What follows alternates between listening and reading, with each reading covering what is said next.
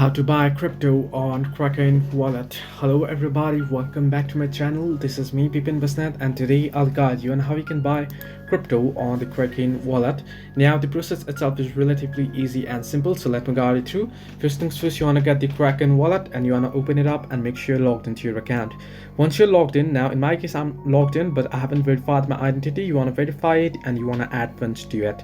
Now once you do so, there at the home page you'll get an interface like this. Once you open the Kraken wallet, you can see home, explore, portfolio and account option. You just simply tap on explore and you want to search in for the particular wallet that you wish to the particular crypto that you wish to buy. Suppose you want to buy the Bitcoin, you want to tap on it, and there at the bottom you'll get the buy option. You can tap on it and now you can go through the verification process, that is the payment details and such and the amount that you wish to buy, and you can go ahead and buy it. So this way you can easily buy your crypto on Kraken.